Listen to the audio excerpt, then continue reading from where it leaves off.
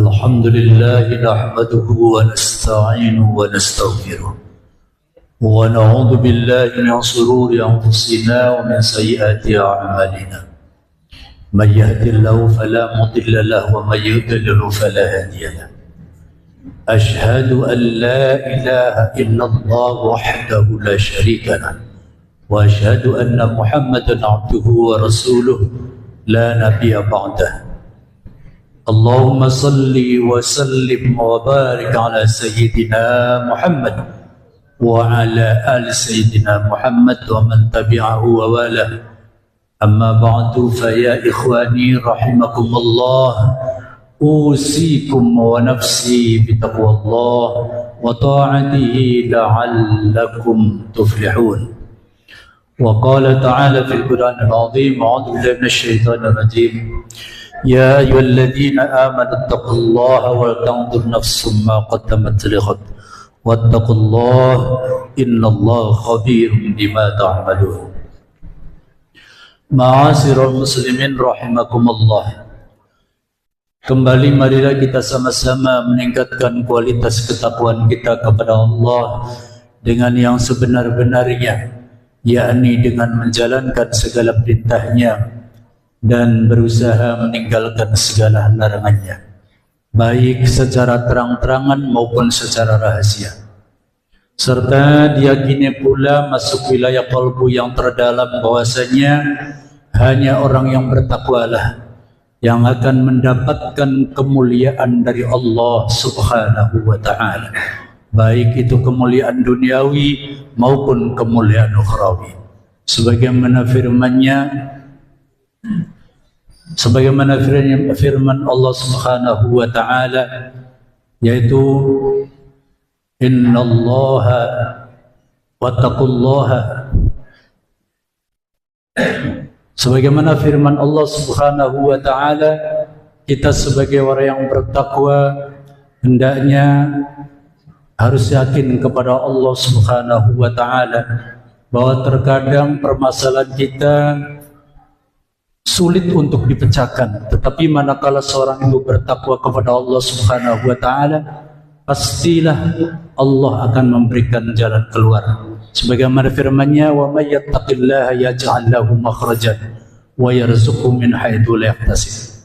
Barang siapa yang bertakwa kepada Allah Subhanahu wa ta'ala, maka baginya akan diberikan jalan keluar yang terbaik dan juga akan diberi rezekinya oleh Allah dari sumber-sumber yang tak diduganya. Inna akramakum indallahi atqakum. Sungguhnya orang yang paling mulia di sisi Allah hanyalah orang yang bertakwa. Ma'asyiral muslimin rahimakumullah. Di antara salah satu sifat orang yang bertakwa kepada Allah Subhanahu wa ta'ala, hendaknya senantiasa kita setiap saat selalu merenungkan diri kita. Apakah yang harus kita persiapkan untuk hari esok? Atau terkadang kita hanya memikirkan dunia saja tanpa memikirkan akhirat? Ataukah selama ini banyak berbuat baiknya atau berbuat jahatnya? Atau selama ini kita dipengaruhi oleh hawa nafsunya yang selalu mengikuti hawa nafsunya dan selalu mengikuti bujuk rayu setan?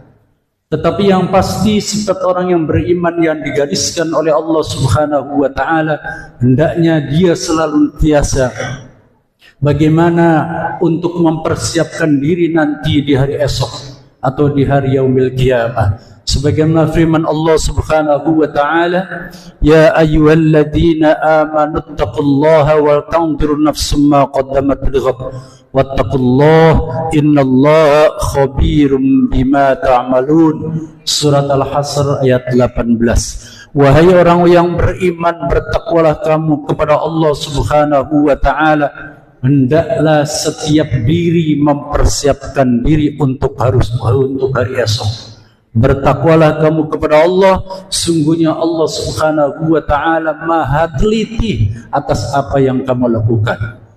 Ma'asyiral muslimin rahimakumullah. Perenungan diri inilah sangat penting berbagai macam kehidupan kita, baik senang, duka dan seterusnya. Nah, namun dalam kaitan ini marilah kita renungkan dua hal yang sangat prinsip. Yang pertama adalah perenungan diri, diakui ataupun tidak diakui kita itu banyak salah dan banyak dosa kepada Allah Subhanahu wa taala. Itu yang pasti.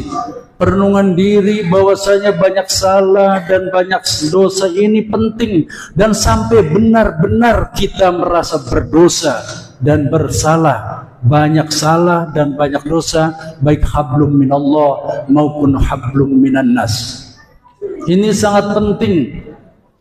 Perenungan, kalau kita lihat kisah-kisah di dalam Al-Quran yang diabadikan oleh Al-Quranul Karim, tentunya dijadikan tamsil bagi kita, dijadikan contoh bagi kita kekasih-kekasih Allah Subhanahu wa taala yang terkadang melakukan kesalahan, tetapi sebetulnya itu bukan kesalahan karena mereka adalah berijtihad kepada Allah kalau memang itu dianggap salah.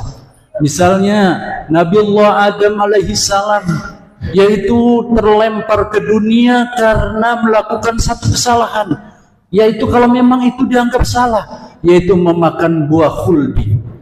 Ma'asyiral muslimin rahimakumullah, untuk mendapatkan ampunan Allah Subhanahu wa taala 200 tahun Nabi Allah Adam alaihissalam di dunia terpisah dengan istrinya sambil mengucapkan Rabbana zalamna anfusana wa illam taghfir lana wa tarhamna lanakunanna minal khasirin, aprak-aprakan 200 tahun lamanya untuk mendapatkan ampunan dari Allah Subhanahu wa taala. Kalau kita mau jujur, kalau memang dia hanya satu kesalahan, yaitu memakan buah khuldi.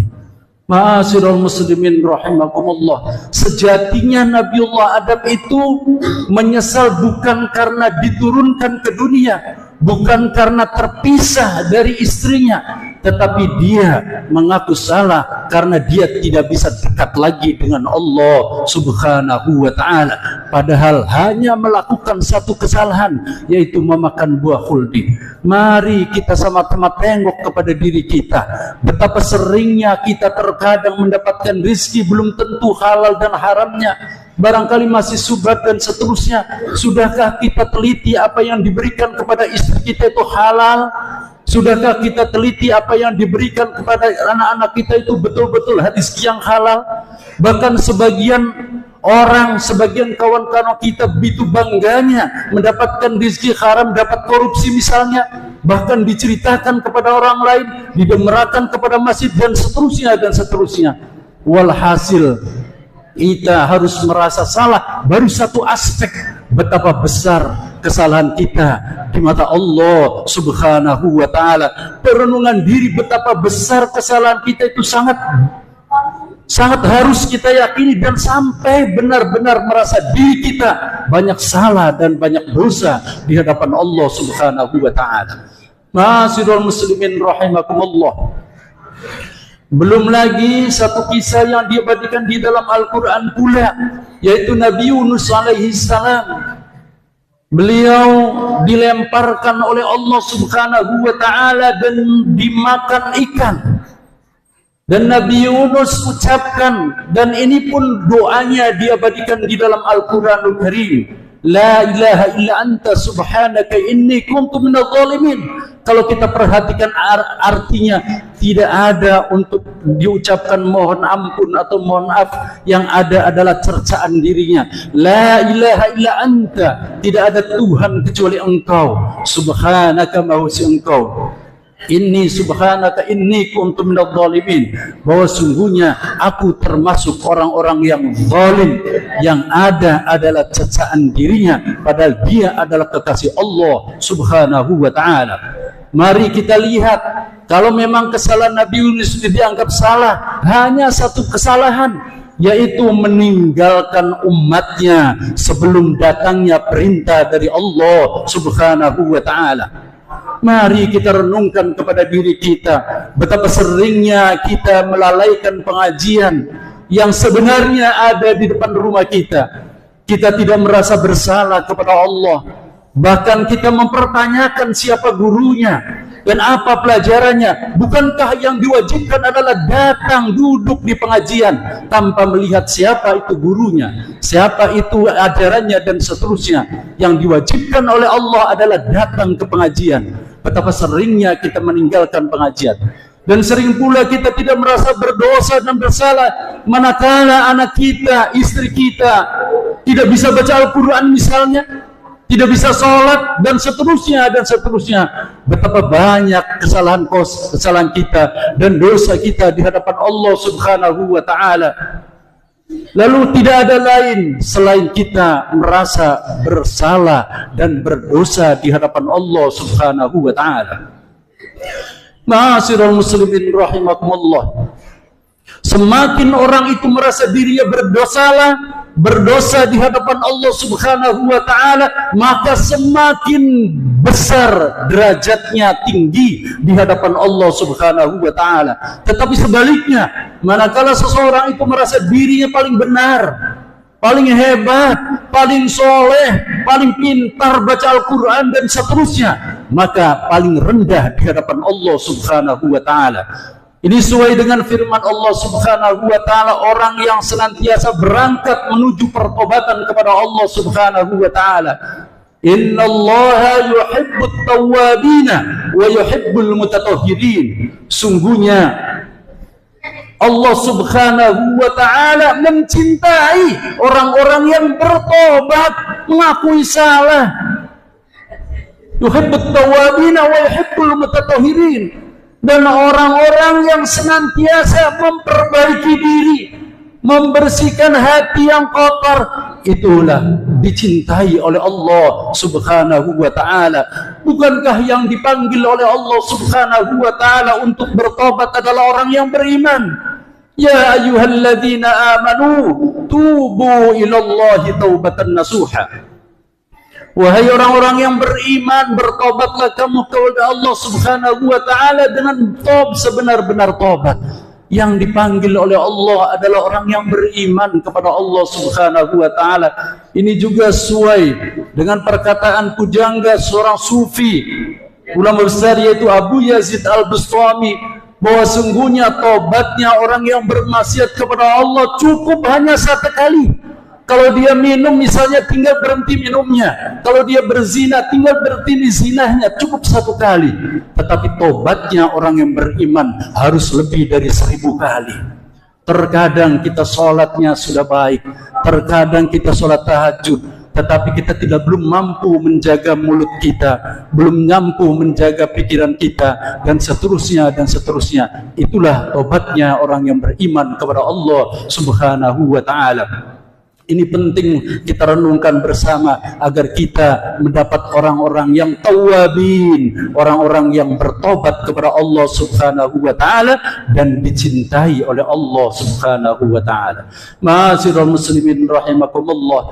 Adapun perenungan yang kedua adalah boleh jadi kita bersyukur, alhamdulillah kita sholatnya sudah baik, alhamdulillah kita sudah bisa baca Al-Quran, alhamdulillah kita sudah mendatangi pengajian, alhamdulillah harta kita sudah kita dermakan kepada fakir miskin dan seterusnya dan seterusnya. Patut kita syukuri. Tetapi kenikmatan-kenikmatan ibadah-ibadah yang kita lakukan diarahkan kepada nilai-nilai keikhlasan.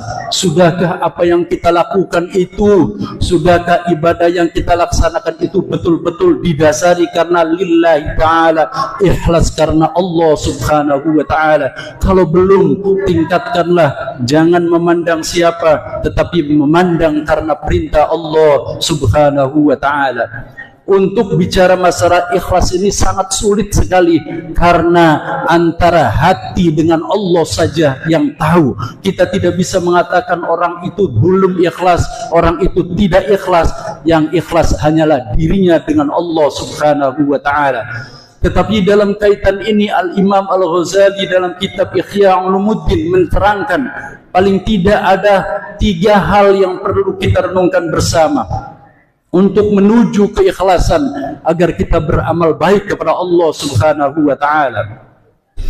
Yang pertama, apapun langkah kita, apapun tingkah kita, lakukanlah dengan kata lillahi ta'ala, karena Allah subhanahu wa ta'ala. Salat kita karena Allah, sedekah kita karena Allah, langkah kita bersilaturahmi karena Allah, pengajian kita karena Allah, semuanya didasari atas dasar lillahi ta'ala, karena Allah subhanahu wa ta'ala. Tetapi untuk mendapatkan ikhlas yang sempurna bukan hanya lillahi ta'ala, tetapi harus disertai dengan billahi ta'ala, karena pertolongan Allah subhanahu wa ta'ala. Setelah selesai sholat, kita meyakini kita bisa sholat karena pertolongan Allah. Setelah kita melakukan kebaikan, yakinilah bahwa itu karena pertolongan Allah subhanahu wa ta'ala. Boleh jadi kita pagi berangkat kerja didasari karena lillahi ta'ala, sampai rumah dan menghasilkan uang, yakinilah bahwa semua itu atas dasar billahi ta'ala, karena pertolongan Allah subhanahu wa ta'ala. Ini sangat penting, karena kalau lillahi ta'ala saja masih orang memungkinkan sombong di hatinya.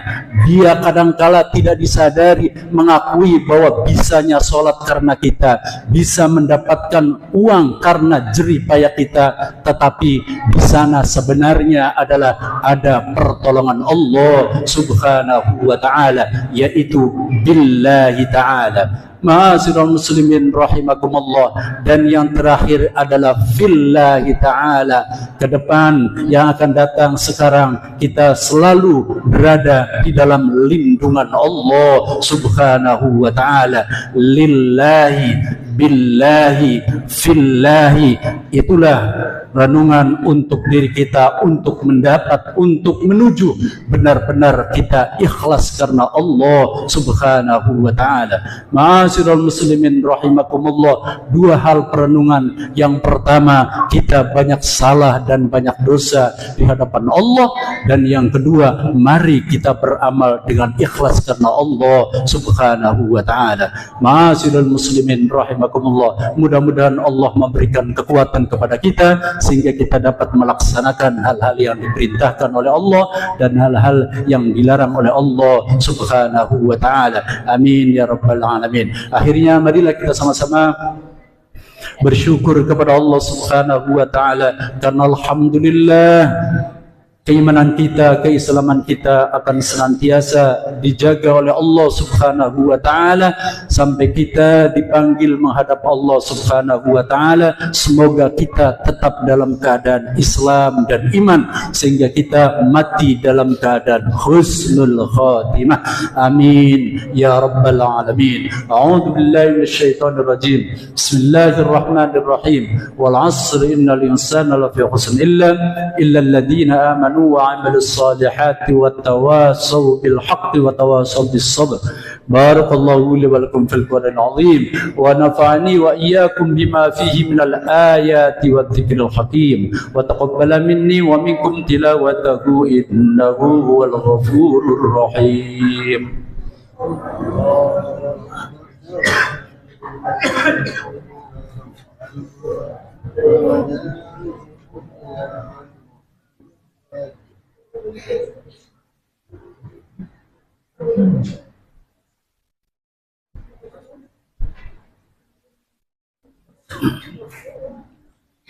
الحمد لله الذي أمرنا بالاتحاد والاعتصام بحبل المتين.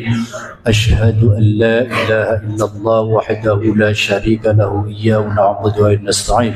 وأشهد أن سيدنا محمدا عبده ورسوله المبعوث رحمة للعالمين. اللهم صل وسلم وبارك على سيدنا محمد وعلى آله وصحبه أجمعين. أما بعد فيا عباد الله اتقوا الله ما استطعتم وسارعوا إلى مغفرة رب العالمين واعلموا أن الله سبحانه وتعالى أمركم بأمر بدأ في نفسه وثنى بملائكة المسبحة في قدسه فقال تعالى في القرآن العظيم أعوذ بالله من الشيطان الرجيم إن الله وملائكته يصلون على النبي يا أيها الذين آمنوا صلوا عليه وسلموا تسليما ورضى الله على أربعة الخلفاء الراشدين سيدنا أبي بكر وعمر وعثمان وعلي وعلى بقية الصحابة والتابعين وتابع التابعين ومن تبعهم بإحسان إلى يوم الدين وعلينا معهم برحمتك يا أرحم الراحمين. اللهم اغفر للمسلمين والمسلمات والمؤمنين والمؤمنات الأحياء منهم والأموات إنك سميع قريب مجيب الدعوات يا قاضي الحاجات ربنا افتح بيننا وبين قومنا بالحق وأنت خير الفاتحين. اللهم سلمنا والمسلمين من آفات الدنيا وعذاب الآخرة وفتنتهما وبلياتهما وفضيحتهما. اللهم ادفع عنا البلاء والوباء وسوء الفتن ما ظهر منه من بطن عن بلدنا هذا خاصة عن بلدان المسلمين عامة يا رب العالمين. ربنا آتنا في الدنيا حسنة وفي الآخرة حسنة وقنا عذاب النار. Yang subscribe semoga rezekinya berlimpah, amin.